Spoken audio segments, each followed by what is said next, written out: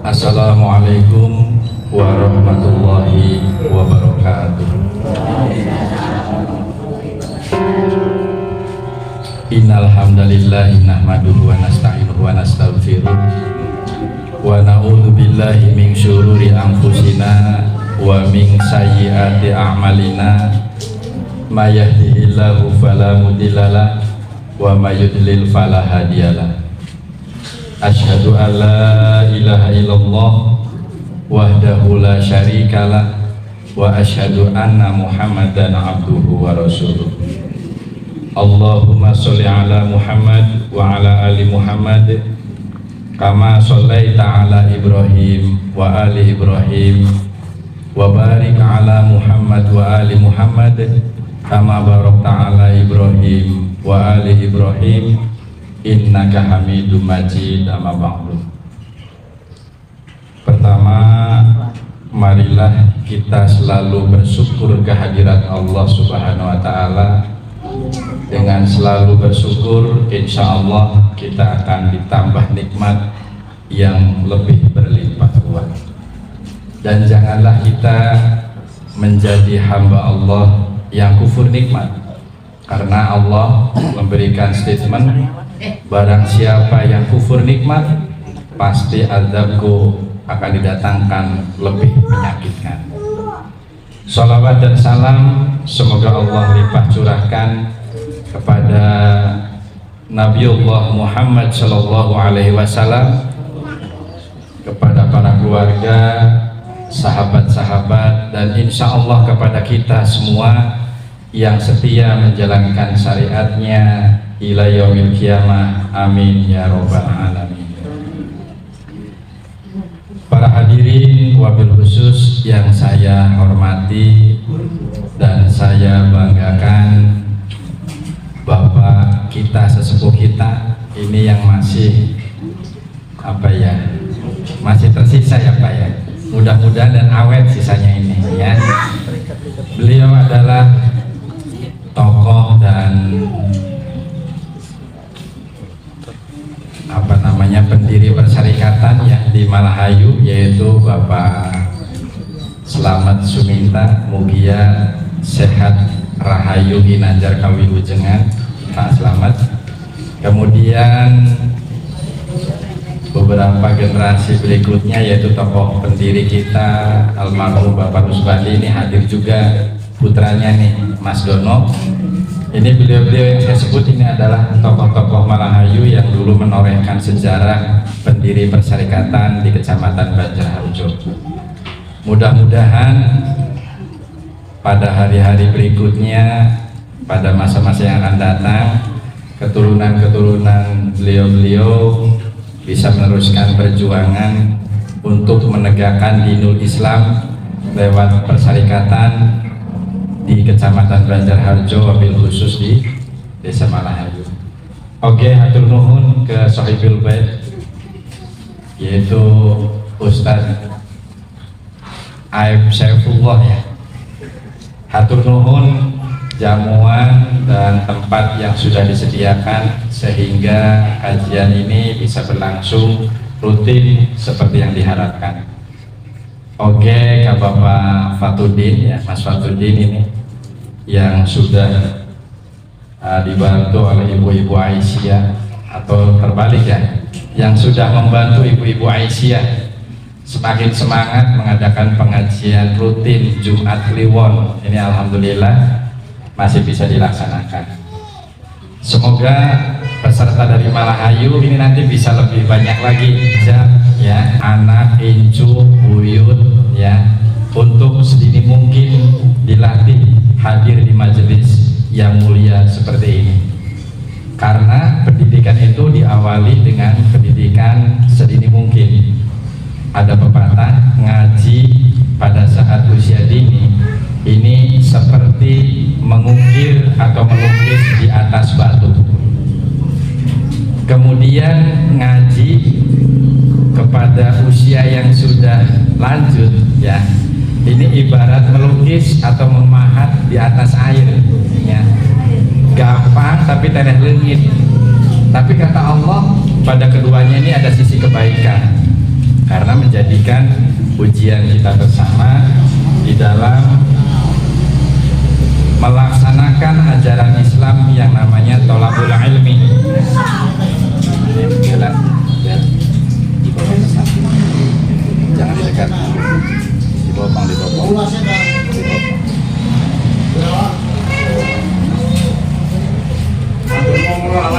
Jalan itu mungkin di atas air mending kalau di sana lengit kan bertengah bisa pernah. Eta ucapari paus, masari ucapari paus namanya ibarat siloka. Usia dini kalau ngaji itu diibaratkan seperti memahat atau melukis di atas batu. Hese tapi bakal awet ya. Tapi kalau ngaji pada usia lanjut itu ini namanya juga peribahasa, nanti dibahas di belakang maksudnya. Ibarat melukis di atas air, jadi mungkin nulisnya surat-suratnya enteng gampang tapi tereh leungit gitu teh. Itu kalau melukis pada usia sudah renta atau sudah sedikit seperti kayak usia saya dan teman-teman yang sudah tidak muda lagi. Para hadirin wabil khusus jamaah Aisyah Ranting Malahayu, bapak-bapak, ibu-ibu, pemuda dan pemudi, anak-anak maupun balita yang hadir di malam di hari ini ya.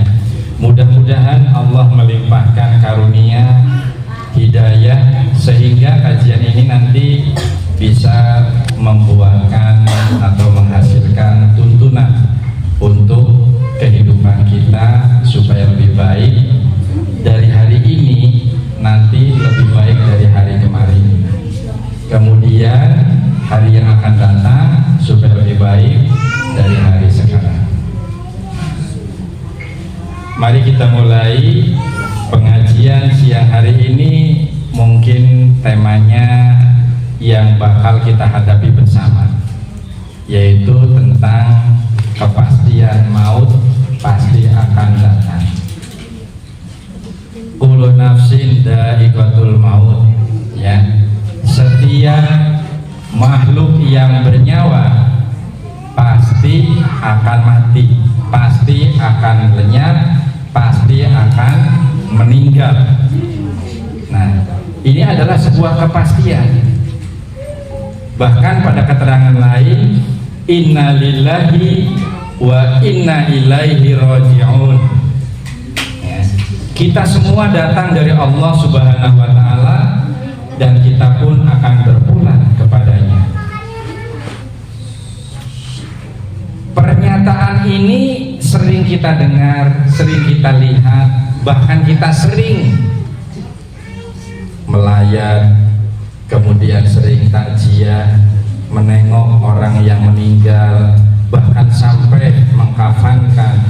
Mohon maaf, berarti kifayah itu dari mulai memandikan, mengkafankan, mensolatkan, dan menguburkan. Dan kepentingan-kepentingan dunia, kadang-kadang kepastian maut sering dilupakan. Seakan-akan kita tidak pernah akan menghadapi maut, yang sesungguhnya maut itu pada sebagian besar manusia mengerikan, tetapi pada sebagian besar lainnya maut itu adalah sebuah nikmat yang akan menyenangkan pada hari akhirat. Ibu-ibu dan bapak-bapak yang dirahmati Allah,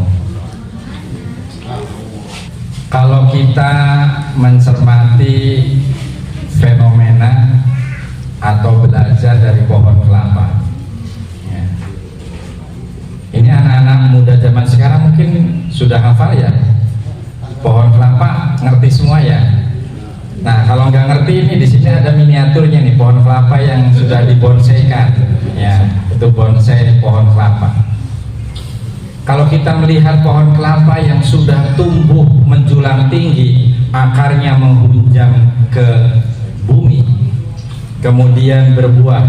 Nah, berbuahnya kelapa itu dalam manggar, dalam kelompok kelompok-kelompok yang disebut manggar. Nah, dari manggar ini ada yang namanya bunga pohon kelapa, sebelum berbuah ada yang rontok. Betul apa betul?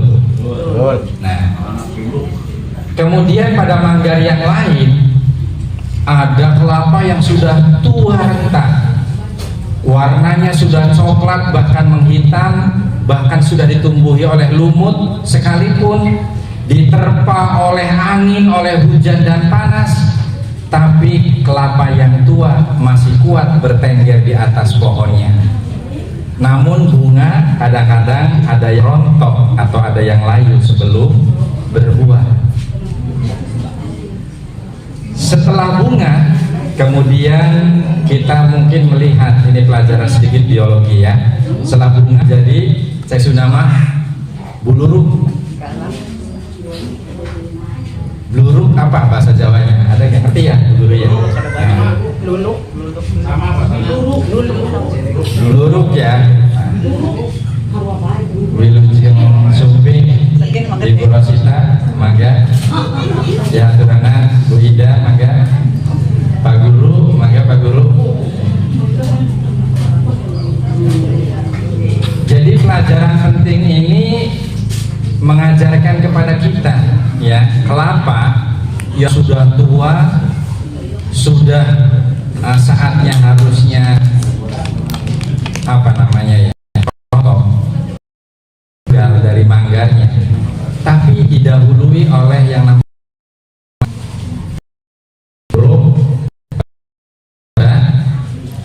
murah. Ada juga yang pada saat usia mencekil, ya dia berarti sengkil. Nah, kalau itu biasanya orang yang para penghobi maka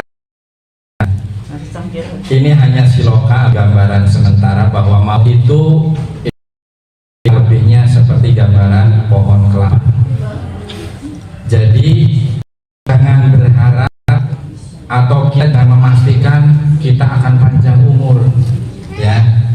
Jangan misalnya Anda mungkin lebih cepat dipanggil oleh Allah ketimbang saya, mungkin lebih lama diambilnya ketimbang saudara-saudara semuanya. Sama baik. Oh sama ya. Atau begini ya, mungkin ini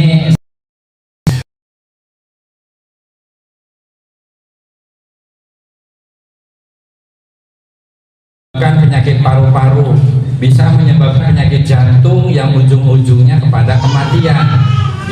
Nah, tapi kata para perokok, ini ada yang bilang, sekarang mah teori itu katanya terbantahkan, ya Mas Dono ya? Terbantahkan, karena apa? Ternyata bayi yang tidak merokok, balita yang tidak merokok, ternyata pada lebih cepat mati ketimbang orang yang pada merokok. Nah ini sebenarnya ini teori atau pernyataan yang tidak didasarkan dengan hukum ya, atau teori tinjauan ilmu penyakit. Tapi itu bolehlah hanya sekedar intermezzo. Maka Wilujeng Sumping Bapak Tarsan, alhamdulillah ini beliau kemarin alhamdulillah telah menikahkan putrinya. Mohon doanya semoga beliau putri yang kemarin sudah diijab kabulkan menjadi pasangan yang sakinah mawaddah warahmah. Barangkali nanti ada jamaah di sini yang terlupakan tidak diundang karena keterbatasan namanya manusiawi ya. Ini pada kesempatan yang baik ini saya mewakili beliau karena saya sahabat akrab beliau, jadi mohon doa ya, doa yang terbaik untuk sebuah pasangan baru atau pengantin adalah mendoakan supaya menjadi pasangan yang sakinah mawaddah warahmah dalam ridho Allah Subhanahu wa taala. Amin ya rabbal alamin. Kembali kepada fenomena pohon kelapa ya. Jadi pada intinya yang namanya maut kita tidak boleh sombong ya. Karena merasa orang kesehatan, wah saya mah jauh dengan yang namanya maut, kan punya obat. Nah, atau yang profesinya sering olahraga, wah maut mah jauh dengan kami, ya. Kami mah para penggiat olahraga yang bisa menyehatkan tubuh, mensana in corpore sano, ya. Di dalam tubuh yang sehat, di dalam jiwa yang sehat, sehat. Terbalik ya. Di dalam tubuh yang kuat terdapat jiwa yang sehat. Terbalik Pak. Ini sudah lupa. Nah ini ada Pak Guru. Di dalam jiwa yang sehat terdapat tubuh yang kuat. Nah, hari orang gelo tubuhnya kuat, jiwanya sehat apa enggak? Nah ini nanti makanya suatu saat kita kupas tentang konsep sehat sakit. Ini ada benar dan juga ada titik-titik kelemahannya, memang perlu dikaji. Tapi pada siang hari ini mari kita fokus tentang maut dulu, ya. Ibu-ibu, bapak-bapak yang saya hormati, jangan berpikir bahwa kita itu tua. Syukur-syukur sampai sepuh, sampai kakek-kakek dan nenek-nenek seperti ibu saya masih panjang umur, ya. Tapi yang namanya maut itu selalu mengintai kepada setiap diri yang namanya manusia dan semua makhluk yang bernafas atau yang memiliki jiwa. Nah, kaitan tentang ini Islam mengajarkan bahwa di dalam menghadapi maut sejatinya kita harus siap, ya, harus sarincing pagil kancing, saring set pagil ikat.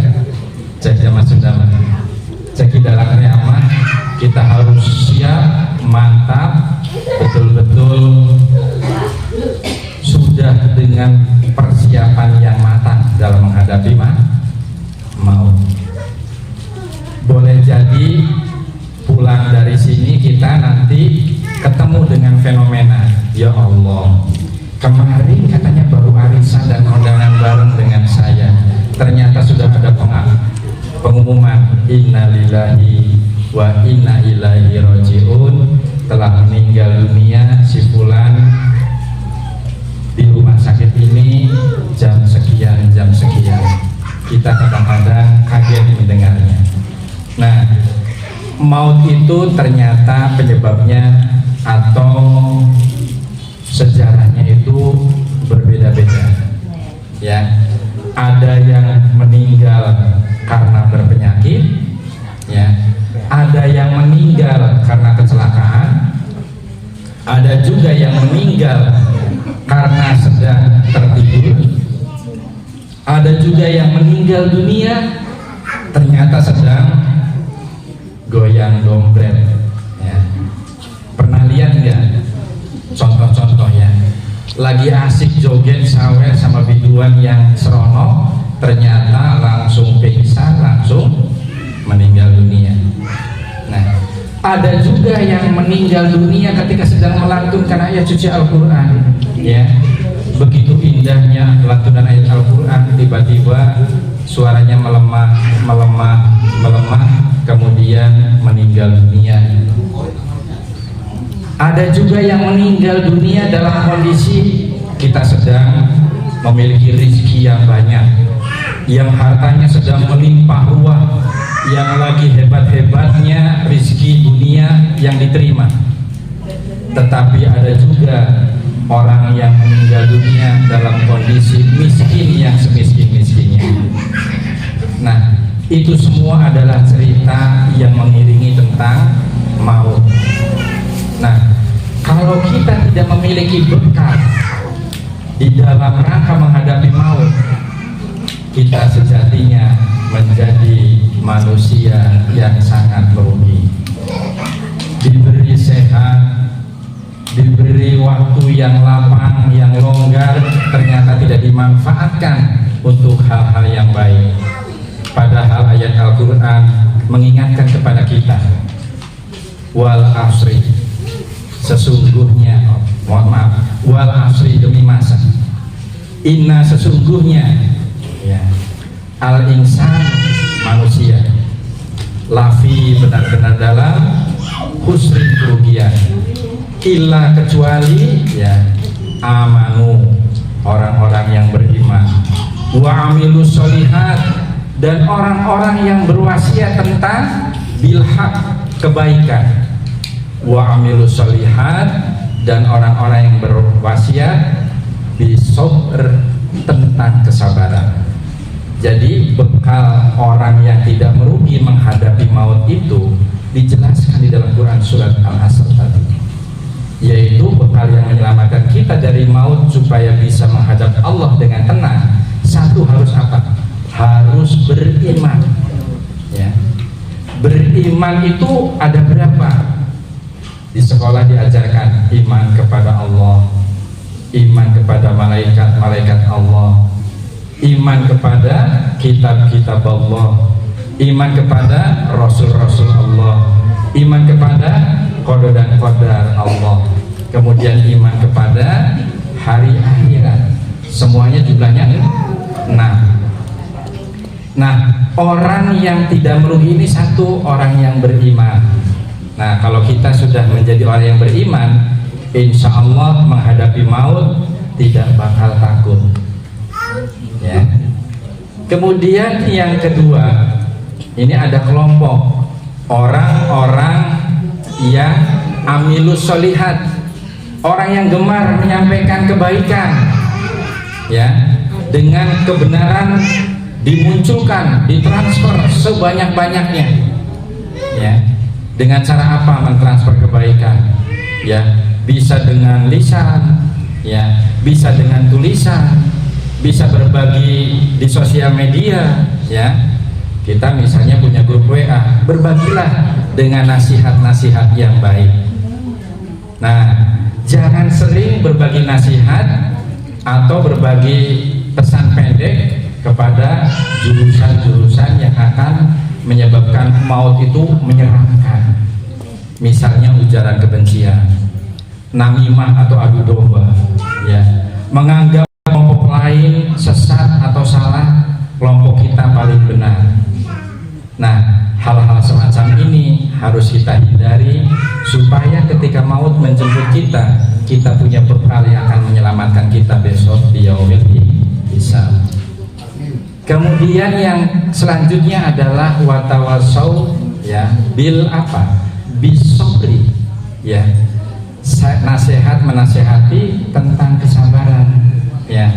Orang yang kaya harus sabar dengan kekayaannya ya.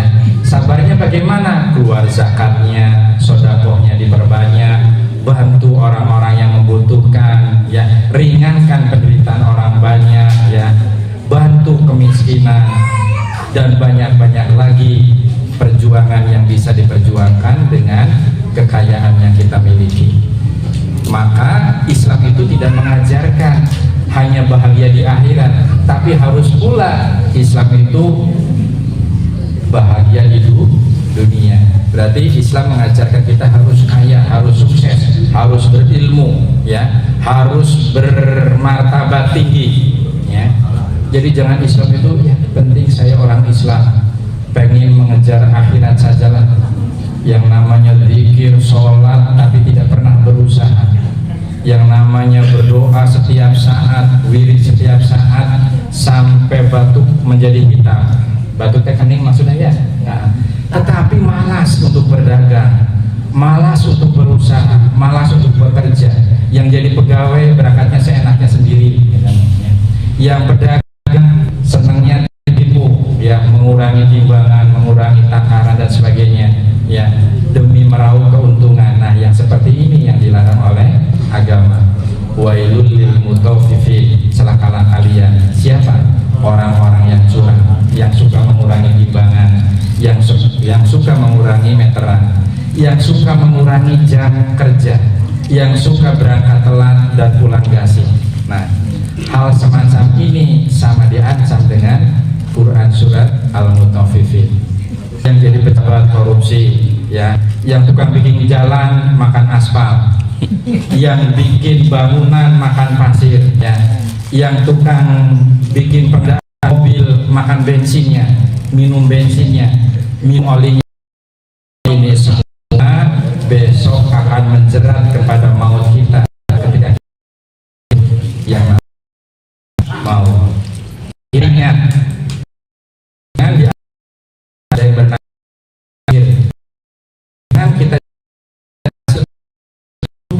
dulu tapi sudah di padahal bekal belum. Subhanallah. Jadi saya ingat tentang berbagi ini ya, berbagi tentang nasihat. Saya ini memang mencatat kiman pesan dari sahabat kita yang tak suka ini, kayaknya perlu disampaikan di sini ya. Sebaik-baik ibadah adalah belajar membaca Al-Quran dan mengajarkannya. Tidak terlepas padahal kita tahu artinya, tapi Al-Quran bila mana baik maupun rasa indah, beda dengan sholat namanya kentut punya kentut itu dianggap sesuatu gitu ya. Tapi bayangkan dan tanya orang tidak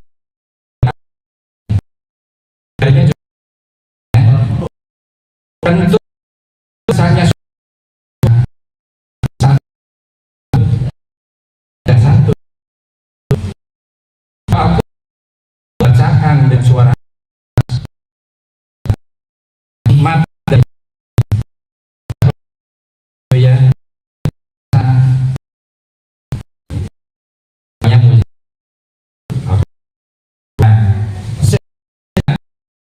cerita kiriman dari Pak Sukai ini, Al-Quran itu ternyata adalah sosok yang akan menemani dan memberi syafaat, memberikan saat kita yang namanya dimatikan atau menghadimah mau. Ini sedikit ya, kita minimal dari sini punya sedikit bekal bahwa sejatinya hampir kita kadang-kadang dengan sesuatu kesibukan perdagangan lainnya lupa akan mau ya. Kenapa Al-Quran bisa memberikan syafaat atau pertolongan ya, baik di dunia maupun di akhirat. Di orang yang sering hatinya selalu tenang, tidak pernah merasa takut dengan siapapun ya, tidak pernah merasa lelah, bukan yang mendera, tidak pernah merasa sedih meskipun dia sedang di kondisi yang bisa sedih dan sebagainya dan sebagainya. Tetapi banyak orang yang sudah mengaku sebagai muslim ternyata banyak yang tidak bisa membaca. Jadi zaman ayeuna kalau masih ada buta Al-Quran, ini sebenarnya tugas ulama, tugas orang tua, tugas para guru dan ustadz masih harus perlu disemangati dalam dan lebih seksama lagi ya. Alhamdulillah kita juga di beberapa pertemuan ini dihadiri oleh sahabat Ikro ini ya. Sahabat kita yang sudah tidak berusia muda lagi, ada yang latar belakang bisa sekali ya, ada yang bisa tapi poho karena sudah sekian lama tidak pernah dibaca bahannya ya. Yang sudah bisa membaca tapi asbun itu asal bunyi itu tanya sekian apa kena Bismillahirrahmanirrahim Alhamdulillahirabbil alamin ya di mana wakaf di mana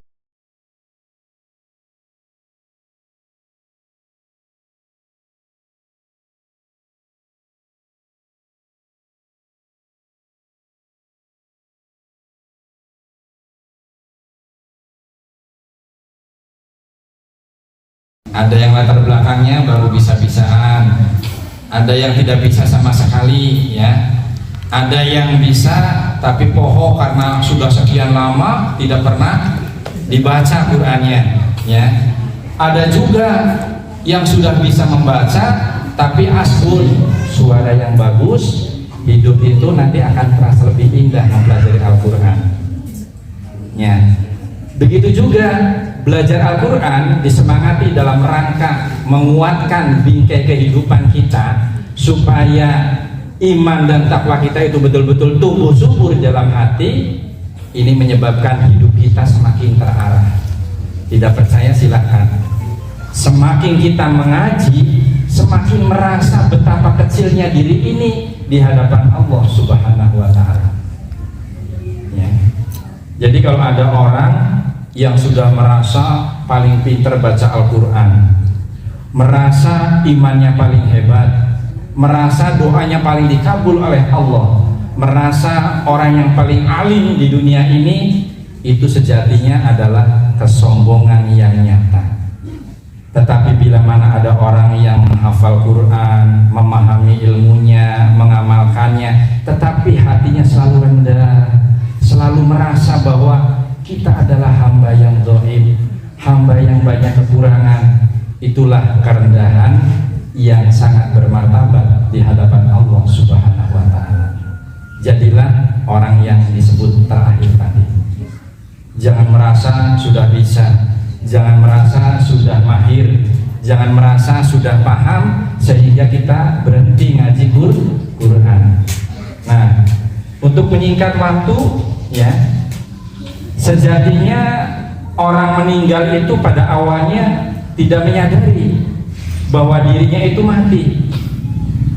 Dia seakan-akan sedang bermimpi, ya. Bermimpi apa? Bermimpi mati. Jadi pada saat ada orang yang meninggal, kemudian ditangisi oleh keluarganya, oleh sahabat-sahabatnya, kemudian dimandikan, dikafankan, kemudian diiring-iring sampai ke kuburan, itu ya, dia tidak menyadari, seakan-akan dia sedang mimpi lagi dimandikan, lagi dikafankan, lagi diiring-iring sampai ke makam, itu ya. Tapi dia melihat dirinya seakan-akan baru merasa di dalam kubur. Jadi pada awalnya ini ya, pada awal orang menghadapi kematian ini dia tidak menyadari penuh, perasaannya seperti mimpi, ya. Kalau misalnya bukan tidur di dalam malam hari, mungkin kalau siang hari tidur siang hari, seakan-akan dia baru terbangun dari tidurnya. Oh, ternyata saya ini belum mati, saya baru mimpi, gitu ya. Itu betul-betul keterangan ini menjelaskan seperti itu. Tidak pernah disadari bahwa dia sudah mati, ya. Nah, ketika sudah semakin beberapa saat orang yang menguburkan meninggalkan kuburannya beberapa langkah, ya. Kemudian ada beberapa orang yang ditinggal dari kelompok-kelompok yang meninggalkan kuburan, kan merapikan biasanya, ya, tinggal beli, ya, supaya kuburan itu terbentuk kalau di kita itu, ya, diratakan dan sebagainya, gitu ya. Kemudian ditimbun tanah dan dipadatkan, dia baru berteriak-teriak, ya, tetapi tidak ada yang mendengarkan teriakannya. Saat semuanya sudah yang mengantarkan pada sampai di rumah, kemudian ruhnya dikembalikan, ya, kepada jasad yang ada di dalam kubur. Kemudian dia membukakan mata dan terbangun dari mimpinya, ya. Mimpi apa? Mimpi buruk tentang perasaan tadi yang katanya saya ternyata sedang bermimpi, ya. Baru dia mulai membuka mata, kemudian dia juga masih merasa ini saya masih mimpi nih, ini sampai 2 kali. Jadi untuk membuktikan perasaan dia itu sampai 2 kali. Begitu sudah pada sampai di rumah yang menguburkan si jenazah, itu masih 2 kali itu masih merasa saya masih belum percaya, saya masih hidup, ternyata ini tadi mimpi, saya mimpi mati gitu ya. Kemudian baru ketika dia meraba badannya yang hangat, kemudian diselimuti kain sambil bertanya kaget, baru merasa yang biasanya pakai sabuk, pakai jam tangan, pakai cincin, kok tidak ada semua gitu ya. Kemudian kehangatan badannya cuma diselimuti oleh satu helai kain, tidak ada yang namanya celana jeans, tidak ada yang namanya jilbab, kemudian tidak ada yang namanya baju batik dan sebagainya. Semua warnanya kok jadi putih semua seperti ini gitu ya. Kemana celanaku, kemana cincinku, kemana jam tanganku ya. Nah, jadi dia baru menyadari, wah kalau di Indonesia tuh mungkin ini ya, mata dicocokkan ke kapas, baru semakin sadar kalau orang Indonesia, oh ini aku sudah mati beneran nih ya. Kemudian begitu mau membuka baju, kok ini masih ada tali di atas, ada tali di tengah, ada tali di bawah, oh berarti saya sudah jadi pocong. Nah, ini dia baru menyadari ya. Kemudian lebih sadar lagi dia ketika meraba dinding, kok tanah, lama-lama kok bau hampo. Hampo tahu nggak? Ya, bau tanah digarang. Nah, suwe-suwe setelah bau hampo jadi bau biuk, bau lumpur. Ya. Nah, kemudian ada cacing tanah dan sebagainya. Ya. Nah, sebenarnya apa yang dialami oleh diriku, kata si jasad yang mati tadi. Ya. Oh ternyata ini bukanlah mimpi. Dia baru sadar yang sesadar-sadarnya bahwa dirinya benar-benar telah mati. Kemudian apa yang terjadi?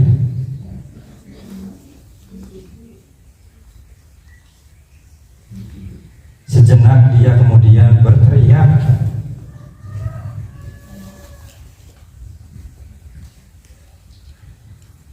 dengan kesadaran yang penuh.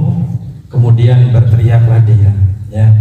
Semua yang dulu merasa paling dekat, semua yang dulu pernah paling bisa memberikan pertolongan, dipanggilnya. Lamun anak, ibu. Kemudian setelah ibu yang dipanggil, siapa biasanya? Biasanya bapak gitu ya, bapak dulu ya.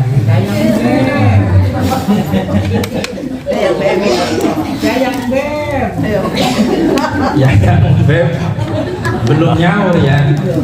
Tapi biasanya ingat setelah bapak ibu atau ibu bapak, kemudian kakek nenek dipanggil semua ya.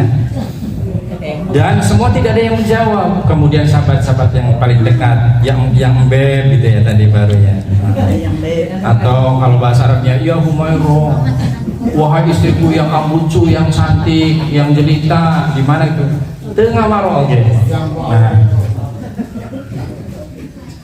saat itu baru menyadari tidak ada seorang pun yang menjawab, ya. Dia yang selama ini lupa pada Allah pun ingat bahwa Allah adalah satu-satunya tempat pengharapan yang paling bisa diharapkan. Kemudian menangislah dia, ya, yang pernah sombong pada saat di dunia, yang pernah tidak ingat kepada Allah. Saat itulah baru merasa ampunan Allah yang begitu sangat diharapkan pada saat sedang menghadapi kemautan yang dikubur di dalam alam barzakh, ya. Barulah sadar, ya Allah, ampunilah aku, tobat, ya, tolong gitu ya. Semua kata-kata minta pertolongan itu keluar semua, tetapi itu semua sudah terlambat, ya. Nah, ini ada sedikit kabar gembira, ya, bagi orang-orang yang selalu membaca Al-Quran dan mau belajar Al-Quran, baik di dalam keadaan sempit maupun di dalam keadaan lapang, ya.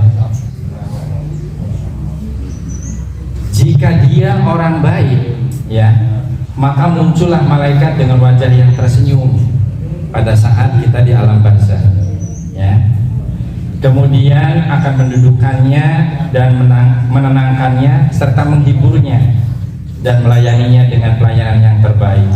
Nah, ini makanya ada dua pendapat ini.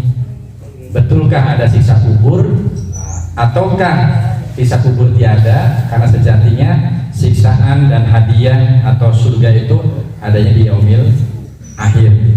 Nah, ini semua adalah sesuatu yang gaib. Padahal Allah memberikan ilmu tentang yang gaib itu hanya sedikit.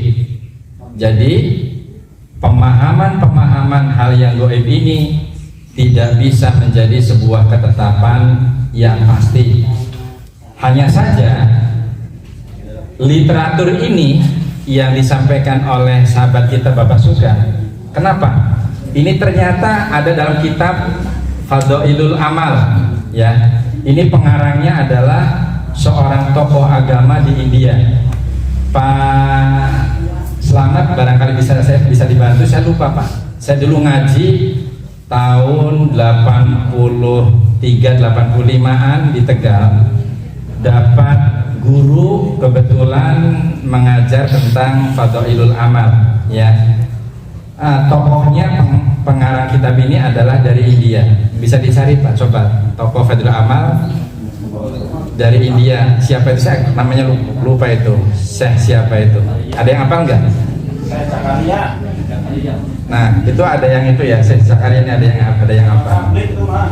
Nah, itu jamaah tabligh atau jamaah itu yang penting kitab ini bisa diambil intisarinya untuk mengingatkan kita tentang maut, ya, memberikan ibrah, memberikan pelajaran, ya. Itu memang tokoh jamaah tabligh, ya, yang Fadhailul Amal itu, ya. Jadi pada kesimpulan tentang Al-Quran bisa menjadi syafaat itu, nanti Al-Quran itu akan menemani kita, ya. Dia akan selalu berada di dalam dekapan sedekat tangan kita. Ada nggak orang yang meninggal, orang muslim misalnya, tidak disedekapkan? Ainusuruki hormat itu ayah deh? Nggak ada ya? Atau ada yang didadakan suruh begini, ada nggak? Dada dunia apa ya? Alam dunia itu nggak ada. Ternyata orang meninggal itu disedekapkan. Itu memberikan pelajaran bahwa disedekapkan itu untuk menjaga hati kita, ya. Hati kita ketika kita sedang di alam barzakh menunggu hari akhirat. Nah, dalam rangkuhan sedekap itu ternyata dalam keterangan ini Quran ada di balik sedekap kita. Ini bukan diartikan Quran kaligane datang kumane musab Al-Quran di dalam sedekapan. Artinya Al-Quran yang kita pelajari itu sudah bersemayam, menyatu di dalam dada atau hati kita. Sehingga pada saat malaikat Mungkar dan Nakir akan bertanya, teman yang tampil seperti sosok yang ganteng. Nah, nanti kalau ada yang ganteng begini, ibu-ibu protes, gitu ya.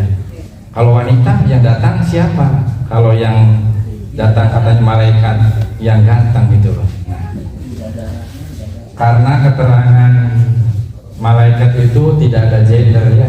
Nah, ini hanya cuma menguatkan saja, memberikan pelajaran.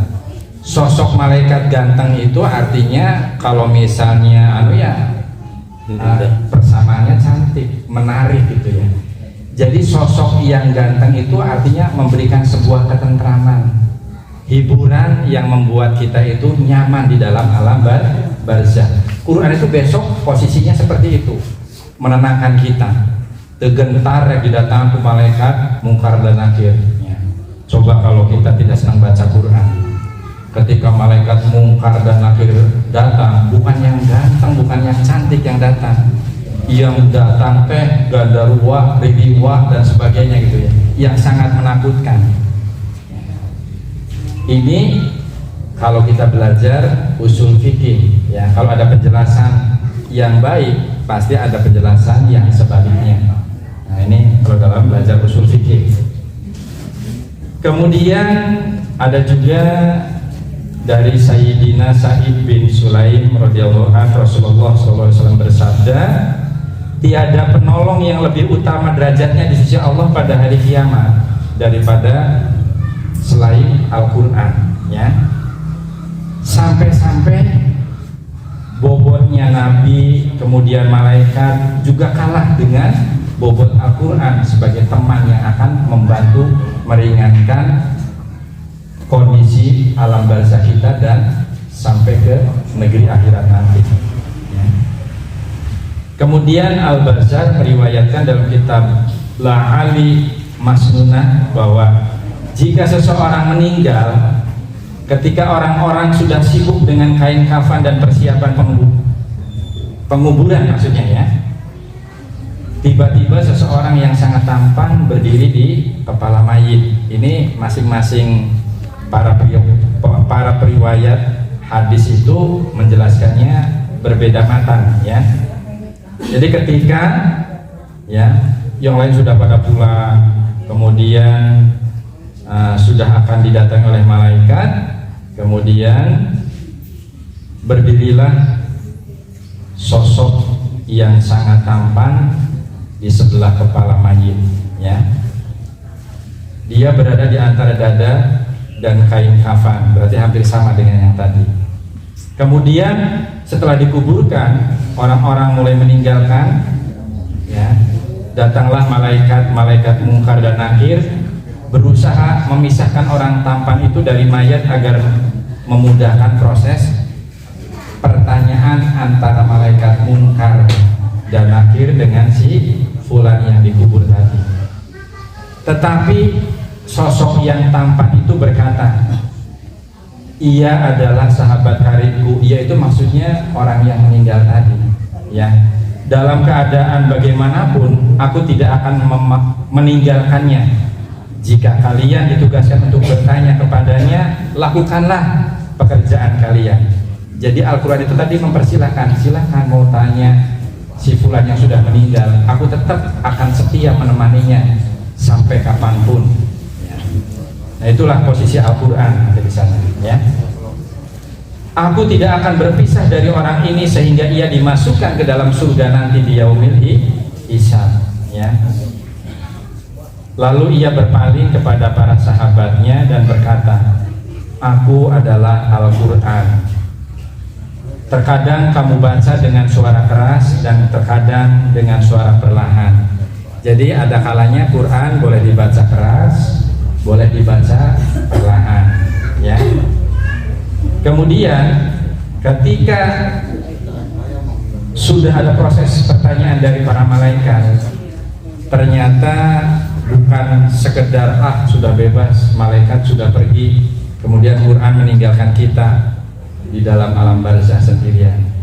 Ternyata menurut keterangan Fadilah Amal ini pada halaman 609 ini digambarkan Al-Quran itu akan menemani kita yang sudah meninggal dunia itu dari mulai alam barzah yang hitungan tahunnya secara hitungan manusia, misalnya ada 100 tahun, 1000 tahun, atau tahun itu, ya, kubaning suwe, ya. Ini cek jama Sunda, kubaning esen itu, gitunya, gitu, ya. Itu tetap yang namanya Al-Quran itu akan selalu setia menemani orang yang suka membaca Al-Quran pada saat di dunia. Waduh, ini kontraknya kalau sudah asar selesai, ya. Ini mah bukan asar. Baru ngaji.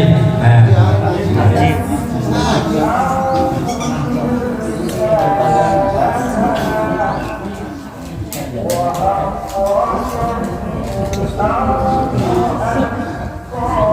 jadi cerita panjang tentang kematian yang sebenarnya tadi dijabarkan. Pertama, yang menyelamatkan pada saat kita sedang menghadapi kematian, yang pertama adalah iman kita masing-masing. Yang kedua, orang-orang yang gemar berwasiat saling menasihati tentang kebaikan, tentang kebenaran dengan jalan yang lurus, ya, tentang jalan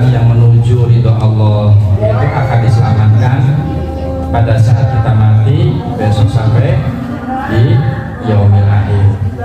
Kemudian pula orang-orang yang saling menasehati tentang kesabaran, ditambah tadi ya, orang-orang yang selalu belajar Al-Quran dan mengajarkannya dengan cara apa? Memahami, kemudian mengamalkannya di dalam setiap segi kehidupan. Itu insya Allah akan lebih berbobot timbangannya, menjadikan kita timbangan yang lebih berat kepada amal-amal kebaikan. Jadi pada kesimpulan yang saya sebelum ditutup ya, ini mungkin sedikit himbauan saja ya. Yang namanya orang hidup berilmu itu pasti akan dimudahkan ya.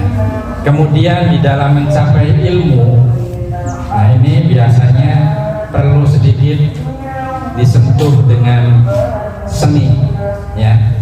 Ini biasanya Pak Guru, Ibu Guru ya, yang pernah menjadi guru yang mengajarkan ilmu, lamun nyampaikan pelajaran tanpa dibarengi dengan seni akan terasa hambar ya. Maka kita semangat ini ya, mari hidup itu dibumbui dengan seni supaya hidup kita semakin terasa lebih indah. Jangan lupa pula ya, hidup kita dibingkai dengan iman dan takwa supaya hidup kita semakin lebih terarah. Jadi orang yang berilmu akan dimudahkan hidupnya, orang yang hidupnya dibumbui dengan seni, hidupnya akan terasa indah. Kemudian orang yang hidup dibimbing dengan agama, dengan iman dan takwa, insya Allah hidupnya akan lebih terarah. Nah ini maka saya informasikan ya, ini menjadi moto Toha Putra Art di channel YouTube-nya ya. Maka setelah pengajian ini mohon didukung ya. Saya dan teman-teman sahabat Iqra sedang merintis konten dakwah di Toha Putra Art. Jadi kalau tidak minta dukungan kepada para jamaah, kepada siapa lagi, supaya channel YouTube kami itu berkembang dan lebih bermanfaat pada masa-masa yang akan datang. Jadi gampang bukanya, kalau buka YouTube klik ya, ketik Toha Putra Art gitu ya, nanti muncul kita tengok. Termasuk nanti pengajian ini ya, nanti Toha Putra Art ART, Toha Putra Art, artinya seni Bu, art ya. Jadi nanti apa namanya, bisa dilihat nanti dari hasil-hasil kajian setiap malam Selasa dan malam Jumat pun kita ngaji ya dengan sahabat-sahabat yang sudah tidak muda lagi. Dulu dari Malahayu katanya ada yang pengen turut serta, kalau ke sana misalnya jauh bisa live streaming Pak, nanti bisa dibantu sama Pak Fatudin. Jadi ngajinya tetap di Malahayu, tapi nanti kita live streaming dari Banjarharjo. Nanti saya ngajar ngaji tapi bisa diikuti di Malahayu. Resikonya jadi temenan satenya. Ya.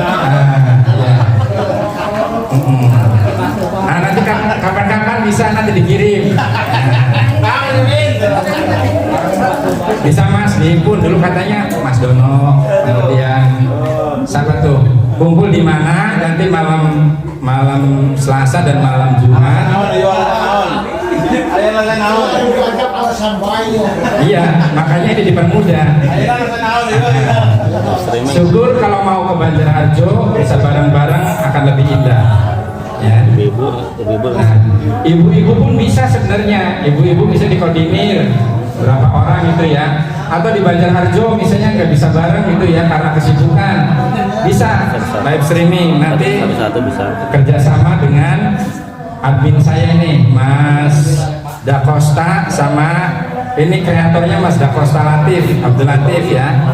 Kemudian fotografernya ini Mas Irwan. Ini alhamdulillah sudah punya tim. Lumayan lah kalau misalnya bisa rutin channel YouTube Toha Putra Art dibuka, insya Allah nambah ilmu ya. Jadi nanti ada ngaji tentang Al-Baqarah ayat 1 sampai selesai. Sekarang nanti surat Ali Imran dari ayat 1 sampai ayat 9 ya. Nanti ngerti, baru satu surat aja, surat Al-Baqarah sudah ngerti tentang riba ya. Terus sudah ngerti tentang menghargai waktu ya. Sudah ngerti juga tentang apa? Hutang piutang ya. Nah, iya. Hutang piutang ya. Bagaimana Mas? Sudah ya. Sebelum azan berkumandang di wilayah Malahayu dan sekitarnya, marilah kajian siang hari ini kita tutup bersama-sama dengan doa supaya doa kita mustajab dan dikabul oleh Allah. Mari kita awali dengan membaca Al-Fatihah. A'udzubillahi minasyaitonir rajim.